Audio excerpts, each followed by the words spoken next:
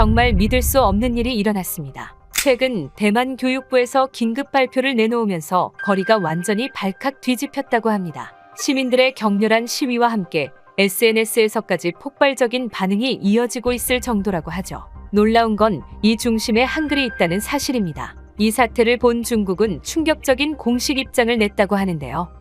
生活必需品保供工作十分重要，相互认真贯彻落实党中央、国务院决策。 대체 무슨 일이 있었던 걸까요? 안녕하세요. 저는 장외일인이라고 합니다. 7년 넘게 대만 교육부에서 언어 정책을 맡고 있죠. 학생들의 언어 향상을 향상시킬 때마다 자부심을 느껴왔습니다. 그런데 최근 통계를 확인할 때마다 가슴이 무거워지고는 합니다. 왜냐고요? 대만어 사용 인구가 해마다 줄어들고 있었거든요. 처음에는 그저 일시적인 현상이라 생각했습니다. 하지만 데이터는 거짓말을 하지 않았어요. 20대 이하 젊은 세대 중 일상에서 대만어를 사용하는 비율이 10년 전보다 40%나 감소했다니까요. 심각한 문제였습니다. 장외일인 이번 보고서도 좋지 않네요. 교육부 국장 리우 선생님의 목소리가 무겁게 울렸어요. 회의실에 모인 다른 동료들도 침울한 표정이었습니다. 누구도 이 상황을 반전시킬 묘안을 내놓지 못했죠. 중국어와 영어는 취업의 필수라 배우지만 대만어는 왜 배워야 하는지 모르겠다는 학생들이 너무 많아요.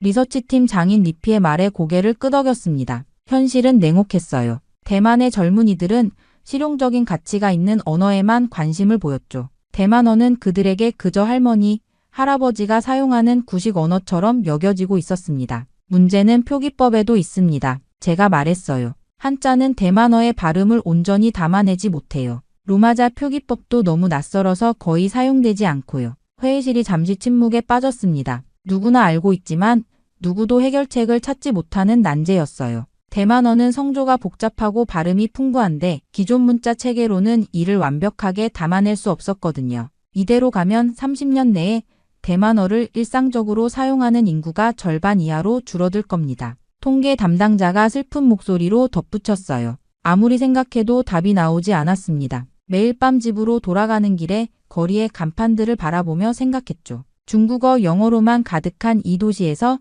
대만어의 흔적을 찾기가 점점 어려워졌어요. 사무실 책상 위에는 해결되지 않은 보고서들이 쌓여갔어요. 매일 밤 늦게까지 언어 보존 정책을 검토하고 다른 나라의 사례를 연구했지만 뾰족한 수가 없었습니다. 다른 나라들도 비슷한 문제로 고민하고 있었죠. 그래도 저는 답을 찾기 위해 수많은 밤을 지새웠습니다. 세계의 다양한 언어 정책을 분석하고 비슷한 위기를 겪었던 언어들의 사례를 연구했어요. 그러던 차에 뜻밖의 기회가 찾아왔습니다. 교육부에서 7년간 쉼없이 일한 저에게 2주간의 휴가가 주어진 거죠. 리우 국장님이 제 책상 앞에 서서 말씀하셨어요. 외일인 이제 좀 쉬어. 내가 없으면 부서가 돌아가지 않는 건 아니야. 처음엔 거절하려 했습니다. 하지만 동료들도 모두 한 목소리로 휴식이 필요하다고 했죠. 결국 평소 동경하던 유럽 여행을 계획했어요. 파리, 베를린, 로마. 문화의 중심지들을 방문하는 일정이었습니다. 물론 그때는 알지 못했어요. 그곳에서 해결책을 찾게 될 거라는 사실을 말이죠.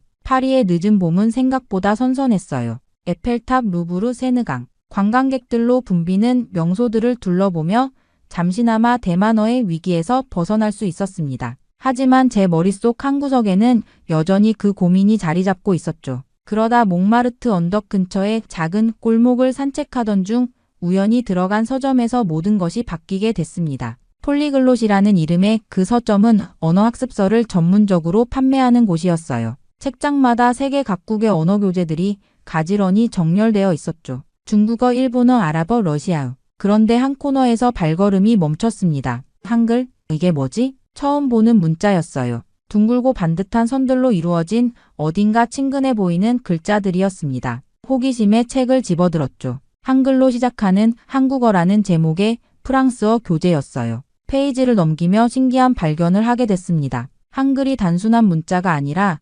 과학적으로 설계된 음성표기 체계라는 사실이었죠. 자음과 모음을 조합해 거의 모든 소리를 표현할 수 있다니 충격적이었어요. 모음과 자음을 블록처럼 조합하면 어떤 발음도 만들 수 있다고요? 서점 직원에게 물었더니 그는 미소를 지으며 더 자세한 책을 추천해 주었습니다. 한글의 과학적 원리라는 책이었어요. 그 자리에서 바로 읽기 시작했죠. 15세기에 만들어진 문자가 이렇게 체계적이라니. 책을 읽으며 흥분이 점점 커졌습니다. 한글은 발음기관의 모양을 본떠 만든 자음, 하늘과 땅과 사람을 상징하는 모음, 그리고 그것들을 논리적으로 조합하는 시스템이 있었어요. 무엇보다 음운 체계를 정확히 반영해 설계된 문자였죠. 그때 번뜩 아이디어가 떠올랐습니다. 대만어도 소리를 기반으로 하는 언어인데 한글을 응용해서 대만어를 표기할 수 있지 않을까? 심장이 빠르게 뛰기 시작했어요. 대만어의 풍부한 성조와 복잡한 발음을 한자로는 완벽하게 담아낼 수 없었지만 한글이라면 어떨까요? 자음과 모음을 조합하는 원리를 응용한다면 그 자리에서 바로 카페에 앉아 메모를 시작했습니다. 유럽 여행은 잊은 채 대만어 단어 몇 개를 한글로 적어 보았어요. 처음에는 어색했지만 점점 체계가 만들어지는 느낌이었죠. 호텔로 돌아와서도 밤새 연구했습니다. 휴가인데도 언어 연구에 빠져있는 제 모습이 우스웠지만 가슴은 설렘으로 가득했어요. 이것이 대만어를 구할 열쇠가 될지도 모른다는 예감이 들었거든요. 그렇게 저는 여행을 일찍 끝내고 대만으로 돌아왔습니다. 미안하다는 눈빛으로 사무실에 들어섰지만 동료들은 이해해 주었어요. 무언가 새로운 것을 발견했다는 제 눈빛을 보고 오히려 궁금해했죠. 뭔가 재미있는 걸 찾은 것 같은데? 리우 국장님의 물음에 저는 흥분된 목소리로 대답했습니다. 네, 한글이라는 문자를 알게 됐어요. 이게 정말 놀라운 체계를 가지고 있는데. 하지만 바로 실험 결과를 공유하기보다는 먼저 철저히 검증해보고 싶었습니다. 그래서 퇴근 후와 주말을 이용해 한글과 대만어의 음운 구조를 비교하기 시작했어요. 국립도서관에서 한글에 관한 모든 책을 빌려 읽었죠. 처음에는 그저 호기심으로 시작했습니다. 대만어 단어 몇 개를 한글로 적어보는 정도였어요. 감사합니다를 뜻하는 감사라는 단어를 한글로 표기해 보았죠. 이거 생각보다 잘 맞아떨어지는데 놀라웠어요. 한글의 자음과 모음 조합이 대만어의 발음을 상당히 정확하게 표현할 수 있었거든요. 특히 한자로는 표현하기 어려운 미묘한 발음 차이까지 담아낼 수 있었습니다. 흥분된 마음으로 이번에는 좀 더 복잡한 단어들을 시도해 봤어요. 대만어에는 성조가 있어 같은 발음이라도 음의 높낮이에 따라 의미가 달라지는데 이 부분이 가장 어려웠습니다. 하지만 한글 옆에 작은 기호를 추가하는 방식으로 이 문제도 해결할 수 있었죠. 일주일간의 개인 연구 끝에 어느 정도 체계가 잡혔다고 느꼈어요. 이제 다른 사람들에게도 테스트해볼 차례였습니다. 대만 국립대학교 언어학과 교수님께 연락해 학생들과 실험을 해보고 싶다고 말씀드렸어요. 흥미로운 주제군요. 한번 해봅시다. 다행히 교수님도 호의적이셨죠. 그렇게 대학생 10명을 모집해 실험을 시작했습니다. 그들에게 한글의 기본 원리를 가르친 후 제가 만든 대만어 표기법으로 간단한 문장을 읽게 했어요. 실험 첫날 학생들의 반응은 기대 이상이었습니다. 와, 이거 한자로 배우는 것보다 훨씬 쉬운데요? 한 학생이 놀란 표정으로 말했어요. 다른 학생도 신기해하며 말했죠. 직관적으로 읽을 수 있어요. 처음 보는 단어도 어떻게 발음해야 할지 알 수 있어요. 일주일간의 실험 결과 학생들은 한글로 표기된 대만어를 기존 방식보다 약 40% 빠르게 익혔습니다. 특히 발음 정확도가 크게 향상되었어요. 한자로는 어려웠던 미묘한 발음 차이를 한글로는 쉽게 구분할 수 있었거든요. 이 결과에 용기를 얻어 좀 더 확장된 실험을 계획했습니다. 이번에는 다양한 연령대와 배경을 가진 30명의 참가자를 모집했어요. 결과는 더욱 놀라웠습니다. 이렇게 쉽게 대만어를 배울 수 있다니 믿기지 않아요. 60대 참가자가 감동한 목소리로 말했어요. 평생 대만어를 말로만 사용했지 글로 읽고 쓰는 것은 어렵다고 생각했던 분이었죠. 그렇게 실험 결과에 확신이 생겼지만 더 많은 사람들의 반응이 필요했습니다. 그래서 연구팀과 상의한 끝에 작은 책자를 만들기로 했어요. 50페이지 정도의 얇은 책으로 한글로 배우는 대만어 기초라는 제목을 붙였죠. 우리는 밤을 새워가며 교재를 완성했습니다. 기본 인사말부터 일상 대화까지 간단한 대만어 표현들을 한글로 표기한 책이었어요. 하지만 솔직히 말하면 아무도 관심을 가지지 않을 거라 생각했습니다. 동료들에게 이건 그냥 우리의 작은 실험일 뿐이라고 말했지만 그래도 테스트는 필요했어요. 타이베이 시내에 있는 지혜숲 서점에 연락했습니다. 다행히 서점 주인 왕 씨가 호의적으로 반응해 주셨어요. 50권만 인쇄해서 서점에 보냈죠. 그것도 정문에서 멀리 떨어진 언어학습 코너의 구석진 자리였습니다. 솔직히 한 달 뒤에 가서 팔리지 않은 책들을 회수할 생각이었어요. 그런데 3일 후 왕 씨에게서 전화가 왔습니다. 책이 거의 다 팔렸다는 소식이었어요. 확인하러 서점에 갔더니 진열대에는 단 3권만 남아 있었습니다. 왕 씨는 환한 미소를 지으며 이 책이 예상보다 인기가 많다고 했어요. 처음엔 그냥 특이해서 사가는 줄 알았는데 사람들이 직접 찾아와서 물어본다고 했죠. 믿기지 않았습니다. 추가로 100권을 급히 인쇄해 보냈는데 그것도 4일 만에 동났어요. 서점 앞에는 책을 구하지 못한 사람들이 문의하는 메모가 붙기 시작했습니다. 제2코 일정과 한글로 대만어를 배우면 정말 쉬운지 확인하는 질문들이었어요. 더 놀라운 일은 책을 구매한 사람들이 SNS에 자신의 학습 경험을 공유하기 시작했다는 것입니다. 고등학생부터 직장인, 심지어 70대 노인까지 다양한 사람들이 한글로 대만어를 배우는 사진을 올리고 있었어요. 일주일 만에 대만어 기초 회화를 마스터했다거나 평생 대만어를 말로만 알았는데 이제 읽고 쓸 수 있다는 후기가 넘쳐났습니다. 처음엔 단순한 실험이었지만 이제는 사람들이 직접 한글을 활용해 대만어를 배우려는 분위기가 형성되고 있었어요. 특히 놀라웠던 건 젊은이들의 관심이었습니다. 중학생, 고등학생들이 한글 표기법에 열광하며 대만어를 배우기 시작했어요. 어렵게만 느껴졌던 대만어가 이렇게 쉬울 줄 몰랐다는 반응이 많았습니다. 한 달 만에 한글로 배우는 대만어는 베스트셀러 대열에 올랐어요. 여러 서점에서 재고 문의가 쇄도했고 출판사들도 연락해왔습니다. 언론에서도 관심을 보이기 시작했어요. 타이베이 데일리 뉴스에서는 혁신적인 대만어 학습법, 한글의 비밀이라는 제목으로 기사를 실었고 대만 교육주간지에서는 잊혀가는 대만어를 구하는 열쇠, 한글이라는 특집 기사를 냈습니다. 우리 연구팀은 이런 반응에 기뻐하면서도 조금 긴장했어요.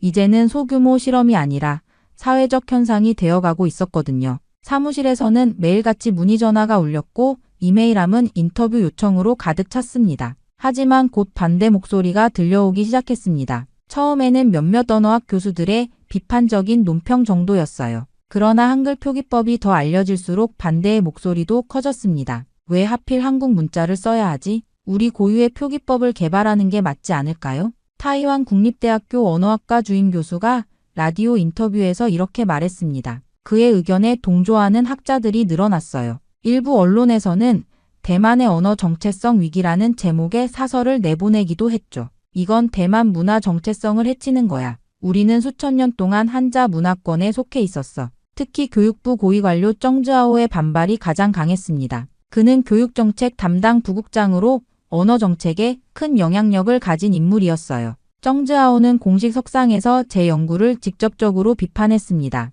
대만은 전통적으로 한자로 대만어를 기록해왔다. 한글 도입은 위험한 일이다. 이는 우리 문화적 뿌리를 부정하는 행위다. 정즈아오의 발언은 큰 파장을 일으켰어요. 그를 지지하는 학자들과 보수층도 비판을 쏟아냈습니다. 신문과 텔레비전에서는 매일같이 이 문제를 다뤘고 대만 사회는 서서히 두 진영으로 나뉘기 시작했습니다. 한글을 쓰는 순간 대만어는 본래의 정체성을 잃을 것이다. 한자 보존협회 회장은 기자회견을 열어 이렇게 주장했어요. 그의 주장에 동조하는 사람들은 한글 표기법이 대만의 문화적 주권을 침해한다고 여겼습니다. 일부는 이것이 한국의 문화적 침략이라는 극단적인 주장까지 펼쳤어요. 제가 출근길에 교육부로 향할 때면 때로는 소규모 시위대가 건물 앞에서 피켓을 들고 있었습니다. 우리의 언어를 지켜라. 한글에노, 한자 YS 같은 문구들이었죠. 사무실로 들어가면 동료들의 시선도 달라졌어요. 어떤 이들은 응원의 미소를 보내줬지만 다른 이들은 냉랭한 표정을 감추지 않았습니다.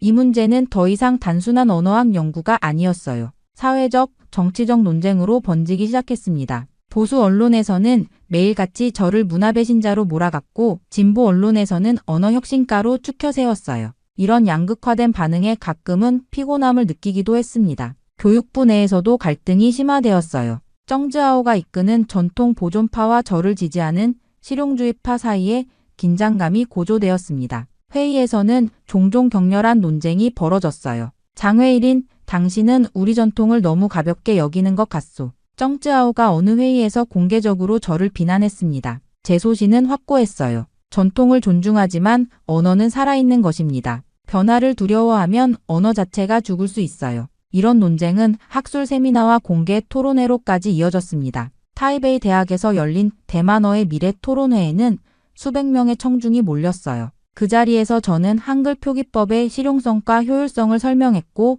반대파는 문화적 정체성 문제를 제기했습니다. 우리의 작은 실험은 이제 대만 사회 전체를 뜨겁게 달구는 이슈가 되었어요. 그리고 바로 그때 예상치 못한 더 큰 파도가 밀려왔습니다. 중국이 이 문제에 관심을 보이기 시작한 것이었어요. 처음에는 중국 SNS에서 몇몇 논평가들이 한글 표기법에 대해 비판적인 글을 올리는 정도였습니다. 그러나 상황이 빠르게 변했어요. 어느 날 아침 제가 출근 준비를 하며 뉴스를 보고 있었을 때였습니다. 중국 외교부 대변인의 정례 브리핑 장면이 생중계되고 있었어요. 갑자기 귀에 익은 단어가 들렸습니다. 한글이라는 단어였죠. 대만이 한글을 도입한다면 이는 중국 문화에 대한 도전이다. 외교부 대변인이 단호한 어조로 말했습니다. 커피잔을 들고 있던 제 손이 떨렸어요. 작은 언어 연구 프로젝트가 어떻게 국제적인 이슈가 되었는지 믿기지 않았습니다. 사태는 걷잡을 수 없이 커졌어요. 중국 관영 언론들도 이 문제에 가세했습니다. 황구시보는 한국이 대만을 문화식민지로 만들려 한다.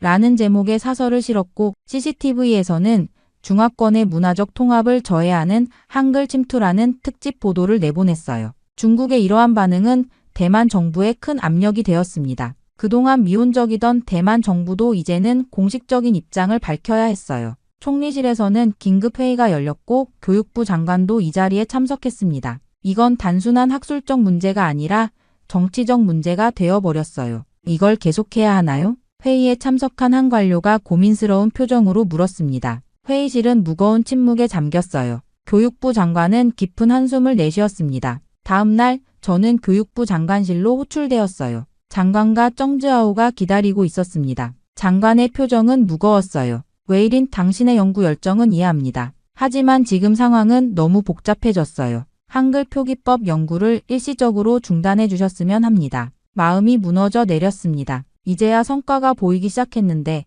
이렇게 중단해야 한다니요. 정즈아오는 승리감에 찬 미소를 지었어요. 지금 상황에서는 무리입니다. 정치적 문제가 될 수 있어요. 교육부의 결정을 따라주세요. 장관의 말에 형식적으로 고개를 끄덕였지만 마음은 이미 다른 곳에 있었습니다. 저는 이 연구가 단순한 직업적 호기심을 넘어서 사라져가는 우리 언어를 구하기 위한 사명이라고 느꼈거든요. 사무실로 돌아와서 제 책상을 정리하기 시작했습니다. 연구 자료들, 실험 결과, 학생들의 피드백. 이 모든 것을 포기해야 한다고 생각하니 가슴이 아팠어요. 그때 휴대폰으로 한 문자가 왔습니다. 연구에 참여했던 대학생 중 한 명이었어요. 선생님, 한글로 대만어를 배울 수 있게 해주셔서 감사합니다. 처음으로 할머니와 제대로 대화할 수 있게 되었어요. 그 순간 마음을 굳혔습니다. 공식적으로는 연구를 중단하는 척하면서도 비공식적으로는 계속 진행하기로 했어요. 우리 언어를 살리는 일이라면 약간의 위험은 감수할 가치가 있었습니다.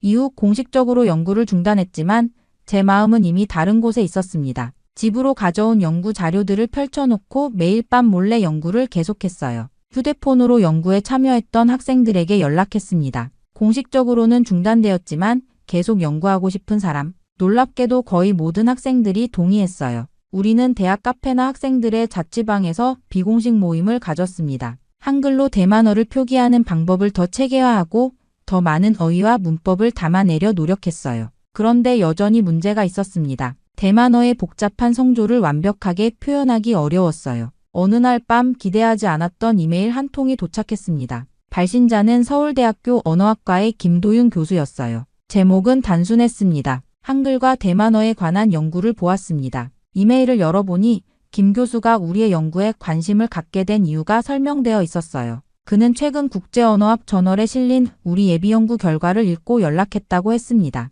놀랐어요. 공식 연구가 중단되었는데도 이전 자료가 출판된 모양이었습니다. 한글이 대만어를 표기하는데 정말 효과적이라면 함께 연구해보죠. 제가 한글의 의문학적 특성에 관해 20년간 연구해왔습니다. 즉시 답장을 보냈어요. 김 교수와 화상회의를 통해 현재 상황과 연구 진행 정도를 설명했습니다. 그리고 무엇보다 우리가 직면한 가장 큰 문제인 성조 표기에 대해 솔직하게 털어놓았어요. 대만어에는 7개의 성조가 있어요. 이것을 한글로 어떻게 표현할지가 가장 어렵습니다. 김 교수는 생각에 잠겼다가 놀라운 제안을 했습니다. 한글에 성조 표기 기호를 추가하면 해결됩니다. 한글은 원래 디자인이 모듈식이라 확장성이 뛰어납니다. 그는 화면을 통해 간단한 스케치를 보여주었어요. 한글 글자 오른쪽 위에 작은 점이나 선을 추가해 성조를 표시하는 방식이었습니다. 이 방법을 사용하면 모든 발음과 성조를 완벽하게 표현할 수 있었어요.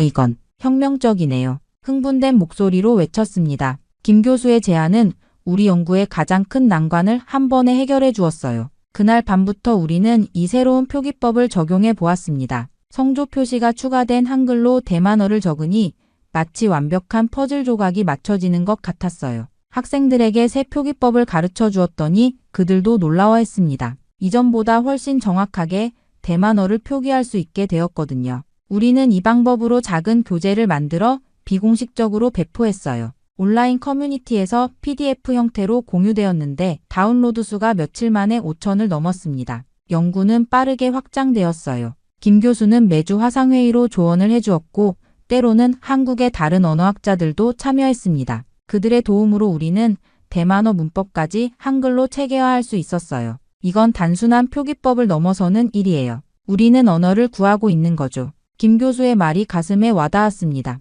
비록 공식적으로는 중단된 연구였지만 이제 국제적인 협력으로 더 강력해졌어요. 우리는 조용히 그러나 확실하게 앞으로 나아가고 있었습니다. 몇 달 후 김 교수와 함께 한글을 활용한 대만어 표기법의 의문학적 분석이라는 논문을 완성했어요. 논문은 국제언어학저널에 게재되었습니다. 논문 제목은 의문체계 확장을 통한 한글의 대만어 표기 적합성 연구였어요. 처음에는 학술적 관심만 있을 거라 생각했지만 반응은 상상 이상이었습니다. 한글은 대만어를 효과적으로 표기할 수 있다. 독일 베를린 자유대학교의 마르틴 교수가 국제언어학 콘퍼런스에서 이렇게 발표했어요. 그는 우리 연구를 인용하며 한글의 과학적 설계가 다른 언어 표기에도 적용될 수 있다고 주장했습니다. 일본 도쿄대학의 사토 교수도 한글 표기법은 대만어 구원의 열쇠가 될 수 있다는 논평을 발표했어요. 미국의 MIT 언어학과에서는 대만어 한글 표기법에 관한 세미나까지 개최했습니다. 국제학계가 주목하기 시작한 거죠. 그러나 가장 놀라운 반응은 대만 대중들로부터 왔어요. 은밀히 배포되던 우리의 교재가 사회관계망을 통해 널리 퍼지면서 한글로 대만어를 배우는 사람들이 급증했습니다. 특히 젊은 세대들 사이에서는 한글로 대만 전통 민요를 부르는 새로운 트렌드까지 생겼어요. 유명 유튜버가 한글로 표기된 대만 민요를 부르는 영상을 올렸는데 조회수가 수백만을 넘었습니다. 댓글에는 처음으로 대만어 가사를 제대로 읽을 수 있었다. 할머니와 함께 노래를 불렀더니 눈물을 흘리셨다 같은 감동적인 이야기들이 넘쳐났어요. 이런 상황을 지켜보던 대만 정부도 다시 고민하기 시작했습니다. 교육부에서는 긴급회의가 소집되었어요. 저도 참석 요청을 받았는데 부서로 돌아가는 느낌이 이상했습니다. 몇 달 전에는 연구 중단을 지시받았는데 이제는 다시 의견을 구하다니요. 회의실에는 교육부 장관, 정즈아오를 비롯한 고위 관료들, 그리고 국립대학교 언어학 교수들이 모여 있었습니다. 장관이 회의를 시작했어요. 오늘은 한글 표기법에 관한 새로운 논의를 하고자 합니다. 국제적 반응과 국내 여론을 고려할 때 우리도 입장을 재검토할 필요가 있습니다. 정즈아오는 여전히 완강했습니다. 그는 두꺼운 서류를 탁자에 내려놓으며 강한 어조로 말했어요. 중국과의 관계를 생각해야 합니다. 그들은 이미 이 문제에 민감하게 반응하고 있습니다. 한글 표기법을 공식화한다면 중국의 더 강한 비난을 받게 될 것입니다. 회의실이 긴장감으로 가득 찼습니다. 모두가 초조한 표정으로 서로를 바라보고 있었어요. 그때 저는 용기를 내어 말했습니다. 이건 정치의 문제가 아닙니다. 우리 언어를 지키는 문제입니다. 데이터를 보세요. 한글 표기법 덕분에 대만어를 배우는 젊은이들이 30% 증가했습니다. 우리가 걱정했던 언어 소멸 위기에 대한 해결책이 될 수 있어요. 제 목소리는 떨렸지만 신념은 확고했습니다. 회의실은 조용해졌어요. 장관은 깊은 생각에 잠긴 듯 했습니다. 그리고 드디어 입을 열었어요. 한글 표기법을 공식적으로 검토하겠다. 교육부 산하의 연구위원회를 설치하고 장외일인을 책임자로 임명한다. 정즈아오의 얼굴이 굳어졌지만 더 이상 반대하지 않았습니다. 대만 언어 역사상 새로운 변화가 시작되고 있었어요. 회의가 끝나고 사무실로 돌아오는 길에 창밖을 바라보았습니다. 비가 내리고 있었어요. 그러나 그 빗줄기 사이로 햇살이 비치는 것 같았습니다. 싸움은 끝나지 않았어요. 한글 표기법 연구는 공식적으로 진행될 예정이지만 중국의 반발은 계속될 것입니다. 제 입가에 미소가 번졌어요. 이제 진짜 시작이다. 비가 내리는 창밖을 바라보며 중얼거렸습니다. 우리 언어, 우리 문화를 지키는 여정은 이제 막 시작되었으니까요. 이 모든 과정을 거치며 저는 언어가 단순한 의사소통 도구가 아니라 문화의 혼이라는 것을 더욱 깊이 깨달았습니다. 또한 세종대왕이 창제한 한글의 과학적 우수성과 실용성에 진심으로 감탄하게 되었어요. 한국과 한글이 저희 대만어를 살리는 데 이렇게 큰 도움이 될 줄은 상상도 못했습니다. 비록 어려운 여정이 계속되겠지만 문화와 국경을 넘어선 이 협력이 우리 언어에 새 생명을 불어넣었다는 사실에 깊은 감사를 느낍니다. 한글은 단지 한국의 문자가 아니라 이제 우리 대만인에게도 희망의 상징이 되었습니다. 정말 말도 안 되는 일이 벌어졌습니다. 현재 일본의 여성들이 모두 한국으로 향하고 있습니다. 놀라운 건 대부분이 고학력, 고스펙을 갖춘 커리어 우먼이라는 점인데요. 이러한 현상으로 일본 사회는 당황하고 있고 기업들은 대책 마련에 나서고 있을 정도라고 하죠. 특히 최근 한국으로 떠난 한 일본 여성은 충격적인 한마디를 남겼다고 합니다. 大切な人だったり家族を思う気持ちとこの地球のことを思って 대체 무슨 일이 벌어진 걸까요?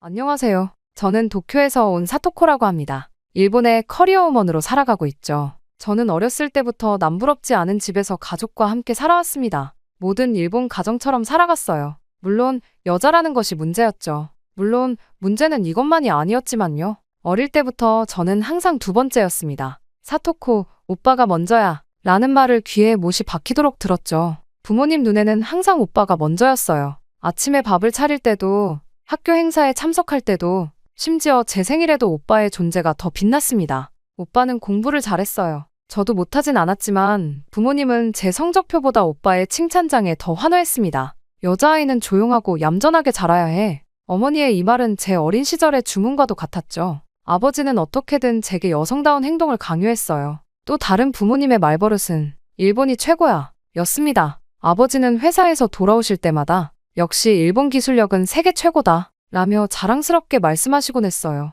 특히 아시아에서는 일본을 따라올 나라가 없다고 했죠. 특히 한국에 대해서는 더했습니다. 한국? 그냥 일본 흉내나 내는 수준이지. 오빠가 자주 하던 말이었어요. TV에서 한국 관련 뉴스가 나오면 아버지는 저 나라는 아시아에서도 한참 뒤떨어졌어. 게다가 피해망상도 너무 심하잖니. 일본한테 감사할 줄 모르고 말이야. 라며 채널을 돌려버렸습니다. 그렇게 저도 모르게 한국을 가장 아래로 깔보는 시각을 갖게 됐어요. 제 안중에도 없는 나라였죠. 제 머릿속에는 오로지 아시아 최고 국가인 일본에서 성공한 여성이 되어야지라는 생각뿐이었으니까요. 때문에 저는 밤늦게까지 공부는 기본이고 대학 입시도 취업 준비도 모두 최선을 다했습니다. 그렇게 꿈에 그리던 일본의 대형 전자기업에 합격했죠. 하지만 회사에 도착한 순간부터 저는 큰 충격을 받고 말았습니다. 사무실에 들어서자 여성 직원들은 모두 한쪽에 모여 있었어요. 비서, 행정, 총무 모두 보조적인 역할이었죠. 반면 남자 직원들은 실제 사업부에서 의사결정을 내리고 있었습니다.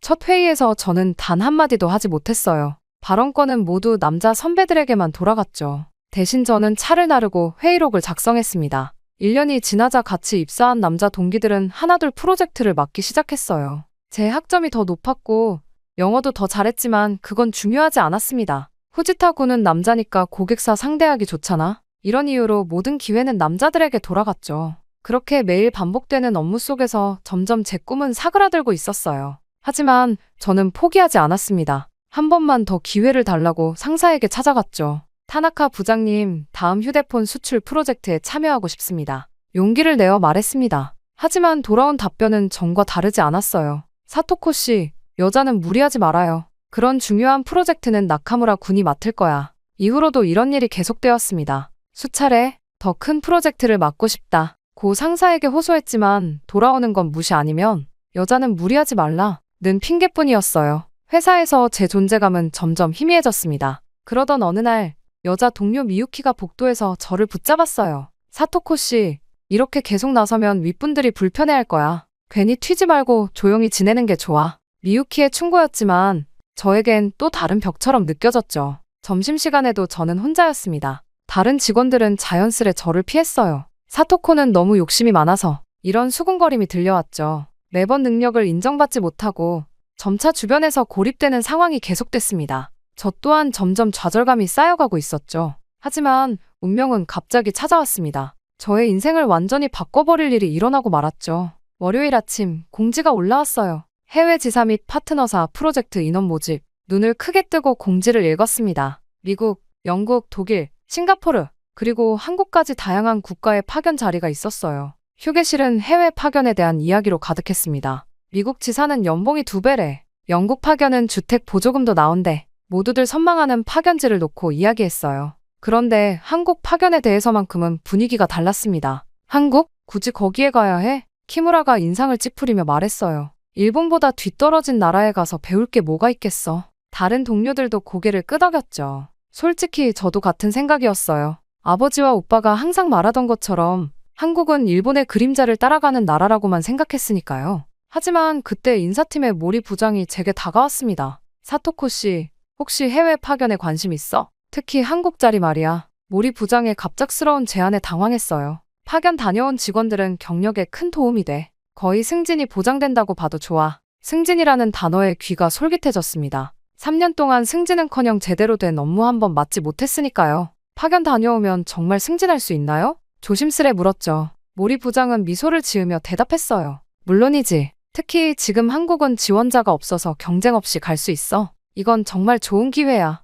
그 말을 듣고 사무실로 돌아오는 길에 깊은 생각에 빠졌습니다. 더 이상 여기 있을 수는 없어. 그나마 해외 파견을 다녀오면 승진이라도 가능할지도.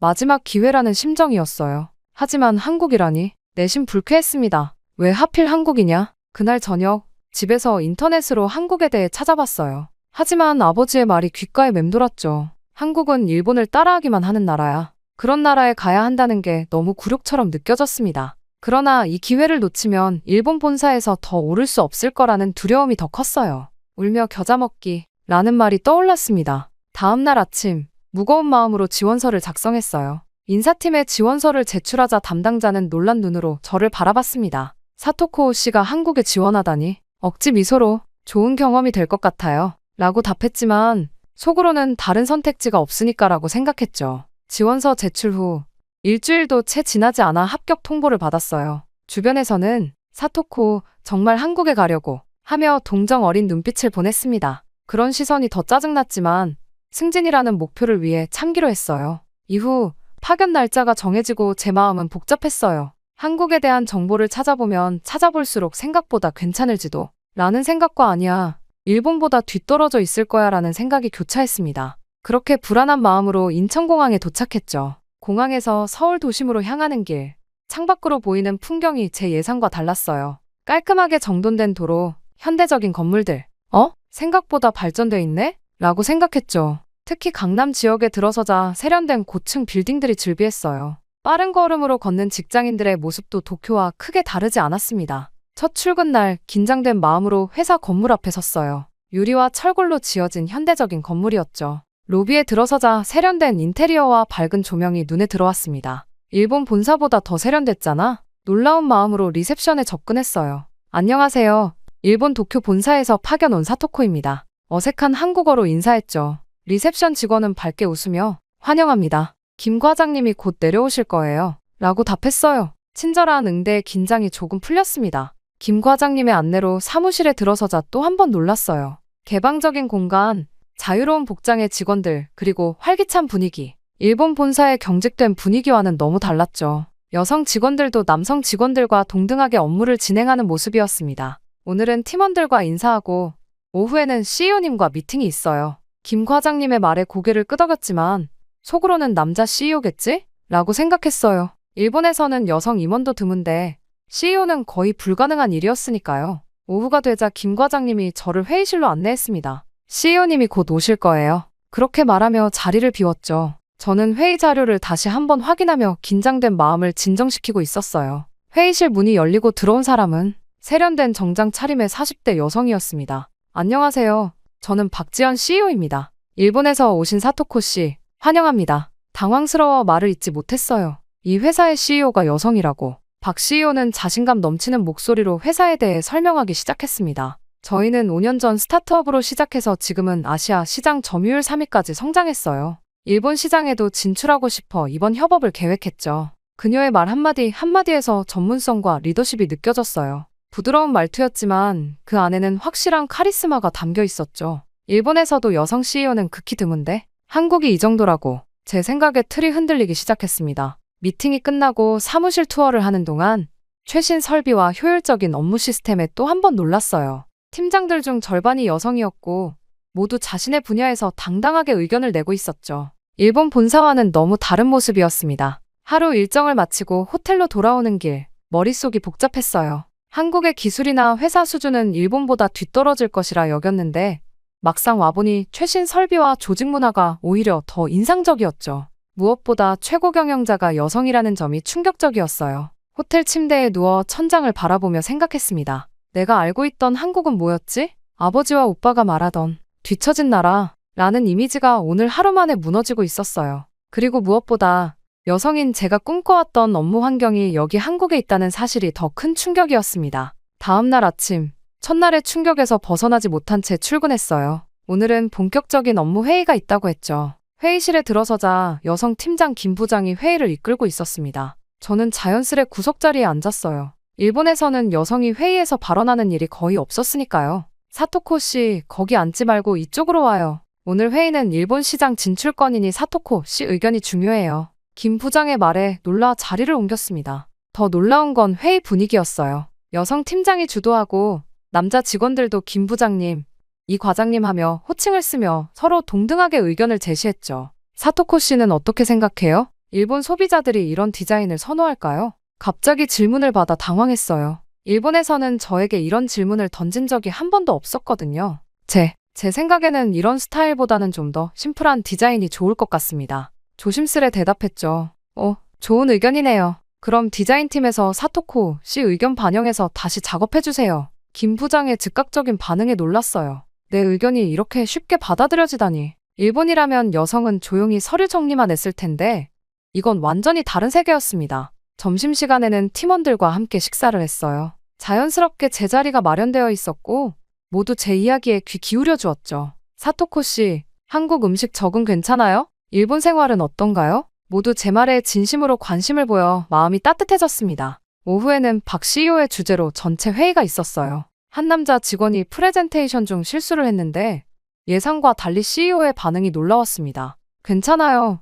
이런 실수는 누구나 할 수 있어요. 다음에는 더 잘할 수 있을 거예요. 격려의 말을 건넸죠. 우리 회사는 실패를 두려워하지 않는 문화가 중요해요. 성별이나 나이가 아니라 역량과 열정으로 평가받는 곳이죠. 박 CEO의 이 말이 제 가슴에 와닿았어요. 남녀 구분 없이 역량에 따라 역할을 배정하는 모습이 저에겐 매우 낯설고 부러운 문화로 다가왔습니다. 일주일쯤 지나자 한국 생활에도 조금씩 적응하기 시작했어요.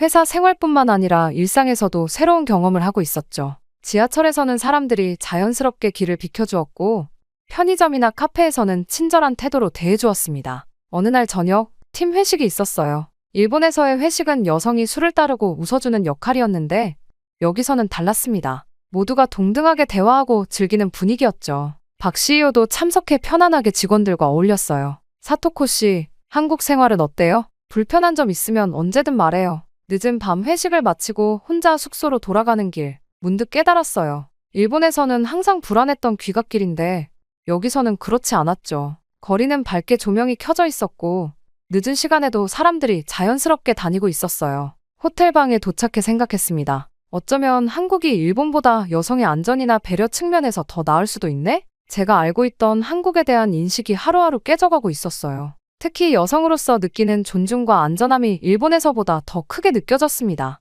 침대에 누워 오늘 하루를 되돌아봤어요. 회의에서 제 의견이 존중받고 실수에도 격려받는 문화, 그리고 일상에서 자연스럽게 느껴지는 배려. 이런 환경에서 일한다면 어떨까? 처음으로 한국 파견이 불행이 아닌 기회로 느껴지기 시작했습니다. 한국 생활이 한 달쯤 지나자 저는 이곳 환경에 완전히 적응하기 시작했어요. 회의에서도 자연스럽게 의견을 내고 팀원들과의 소통도 원활해졌습니다. 무엇보다 제가 맡은 일본 시장 진출 프로젝트에서 제 역량을 발휘할 기회가 많아졌죠. 사토코 씨, 이 부분 어떻게 생각해요? 일본 소비자들의 반응이 궁금해요. 김 부장의 질문에 자신감 있게 대답했어요. 일본 소비자들은 이런 디자인보다는 좀 더 세련된 느낌을 선호합니다. 그리고 이 기능은 너무 복잡해서 오히려 혼란스러울 수 있어요. 제 의견을 바탕으로 제품 디자인과 마케팅 전략이 수정되었습니다. 일본어 자료 번역도 직접 검토하며 문화적 뉘앙스까지 세심하게 살폈어요. 일본 시장에 대한 제 분석 자료는 회의마다 핵심 참고 자료가 되었죠.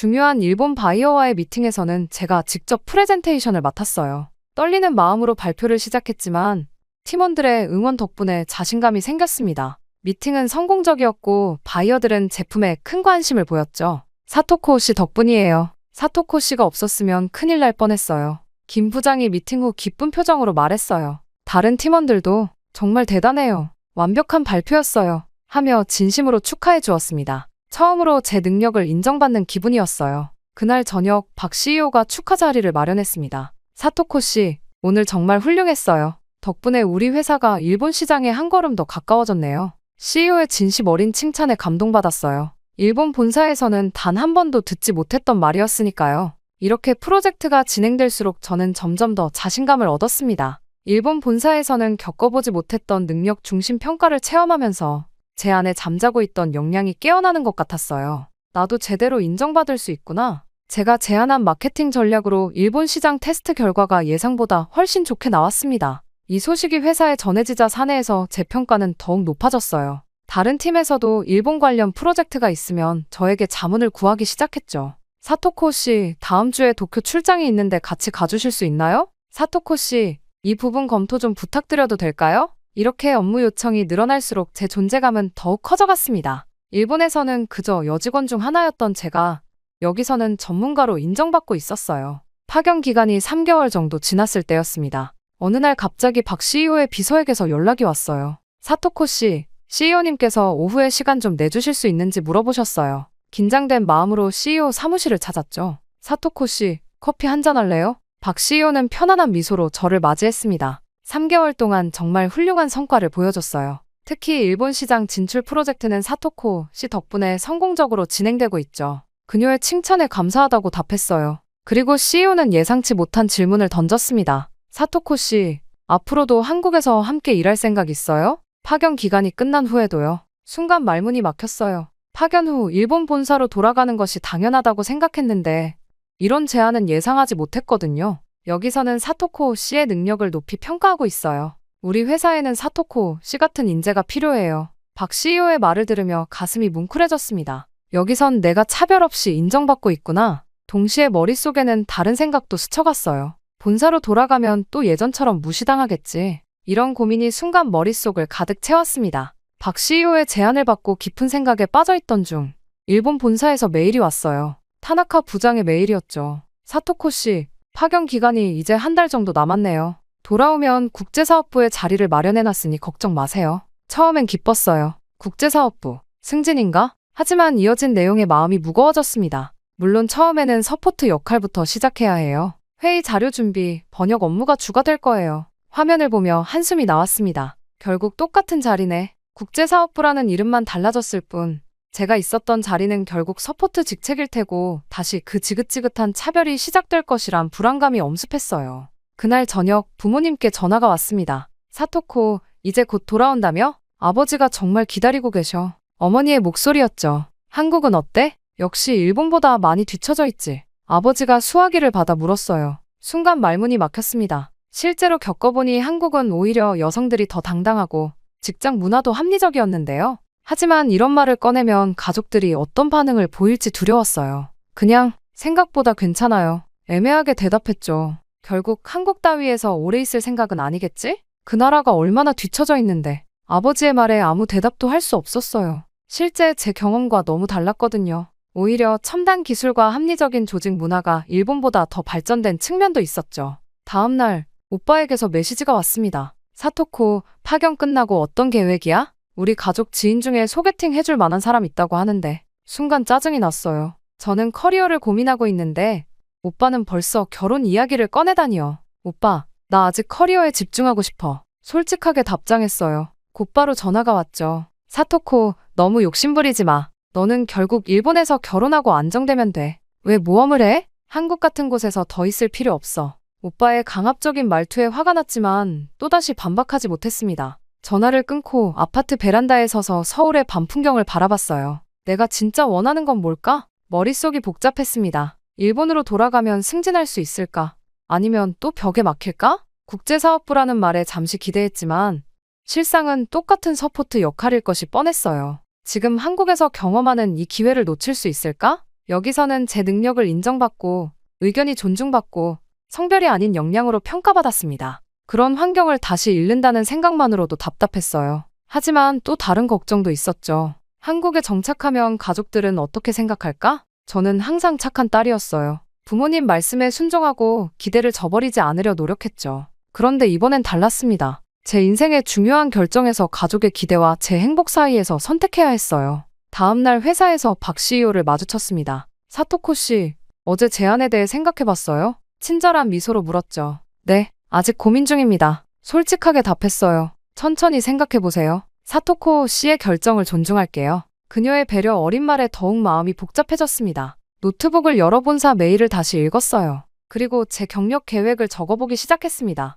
일본으로 돌아갈 경우와 한국에 남을 경우 각각의 장단점을 비교해봤죠. 이성적으로는 한국에 남는 것이 제 커리어에 더 유리했지만 감정적으로는 가족과의 관계가 걱정됐어요. 깊은 한숨이 나왔습니다. 머릿속이 복잡하고 마음은 갈피를 잡지 못했어요. 이것은 단순한 직장 선택의 문제가 아니었습니다. 제 인생관, 가치관, 그리고 미래에 관한 큰 갈림길이었죠. 이 선택이 앞으로의 제 삶을 완전히 바꿔놓을 것이라는 사실을 알고 있었어요. 이틀 후 박 CEO에게서 다시 연락이 왔어요. 사토코 씨, 점심 함께 할 수 있을까요? 긴장된 마음으로 약속 장소에 도착했죠. 고급스러운 한식당이었어요. 박 CEO는 이미 와 있었고 반갑게 저를 맞이했습니다. 사토코 씨, 솔직히 말할게요. 우리 회사는 사토코 씨 같은 인재가 필요해요. 그녀가 진지한 표정으로 말을 이어갔습니다. 우리 회사 정식 임원 수습 프로그램에 지원해보는 것 어떠세요? 1년간 수습 과정을 거치면 정식 임원으로 승진할 기회가 있어요. 순간 귀를 의심했어요.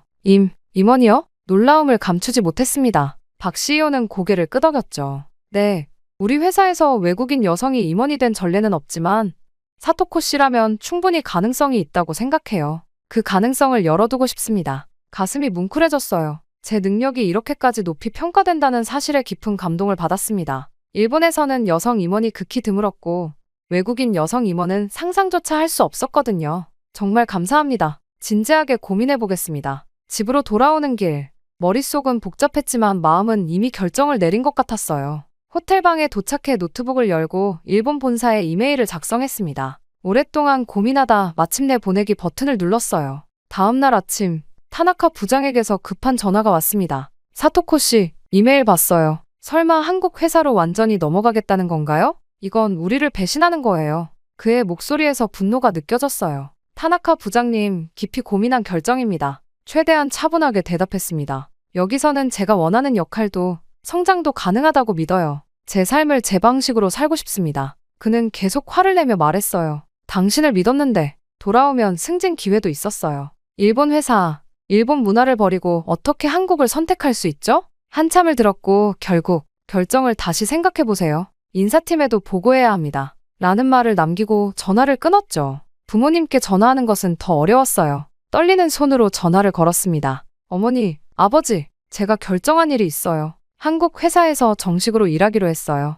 순간 전화 너머로 침묵이 흘렀죠. 뭐라고? 아버지의 목소리가 높아졌어요. 어떻게 한국을 택하냐? 일본 사람으로서의 자존심은 어디 갔니? 어머니도 울먹이며 사토코, 제발 다시 생각해봐. 집에 돌아와서 좋은 사람 만나 결혼하면 되잖아. 라고 말했습니다. 오빠마저 전화로 한바탕 화를 냈어요. 너 미쳤어? 일본을 버리고 한국에서 산다고. 그 뒤떨어진 나라에서 무슨 미래가 있다고 생각하는 거야? 가슴이 아팠지만 이번만큼은 제 뜻을 굽히지 않았어요. 나도 모르게 한국을 무시했어. 하지만 와서 보니 내 편견이 잘못됐다는 걸 깨달았어. 오히려 여성이 능력으로 인정받는 환경이야. 난 여기서 능력을 인정받고 싶어. 단호하게 말했습니다. 가족들은 한동안 저와 연락을 끊었어요. 아프고 외로웠지만 제 결정은 변함없었습니다. 박 CEO에게 임원 수습 프로그램에 지원하겠다고 말했어요. 그녀는 환하게 웃으며 훌륭한 결정이에요. 사토코 씨의 미래를 응원합니다. 라고 말했죠. 그날 저녁 한강변을 걸으며 서울의 야경을 바라봤어요. 처음으로 마음이 편안해졌습니다. 비록 가족과의 관계는 일시적으로 어려워졌지만 제 인생에서 처음으로 진정한 제 선택을 했다는 생각이 들었어요. 두렵지만 설렜고 불안했지만 새로운 가능성에 희망이 생겼습니다. 이후 한국에서의 새로운 출발은 기대 이상이었어요. 임원 수습 프로그램에 들어가자 제 시야가 넓어졌습니다. 다른 여성 리더들과의 교류도 늘어났죠. 그들은 저를 동료로 환영해 주었어요. 사토코 씨, 우리 여성 임원 네트워킹 모임에도 참여해요. 물론 어려움도 있었습니다. 외국인이라는 장벽은 분명했어요. 미묘한 문화적 차이, 완벽하지 않은 한국어. 하지만 팀원들이 적극적으로 협력해 주었죠.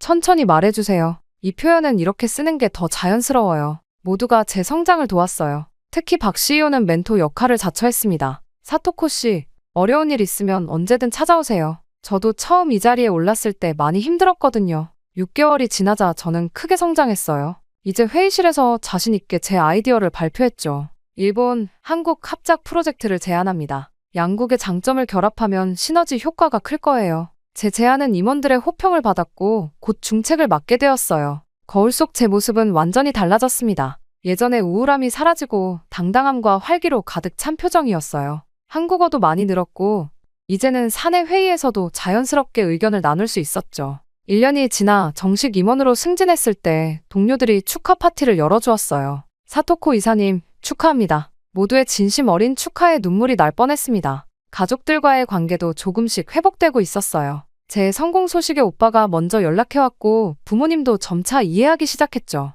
오늘은 제가 이사로 일하게 된 지 정확히 1년이 되는 날이에요. 아침에 회사 앞에 서서 빌딩을 올려다봤습니다. 일본만이 최고라 여겼고 한국을 무시했던 나. 하지만 내 능력을 빛나게 해준 건 오히려 한국이었고 여성 CEO와 동료들은 진심으로 나를 존중해줬다. 이제 나답게 성공할 기회를 잡았다. 난 한국에서 새로운 인생을 개척하기로 한다. 회사 로비로 들어서며 활기찬 걸음으로 사무실을 향했어요. 오늘도 많은 일들이 저를 기다리고 있었죠. 직원들과 인사를 나누고 회의를 주재하고 신입 직원들을 격려하는 하루가 시작되었습니다. 제 모든 결정 중에서 한국에 남기로 한 것이 가장 현명한 선택이었다고 확신해요.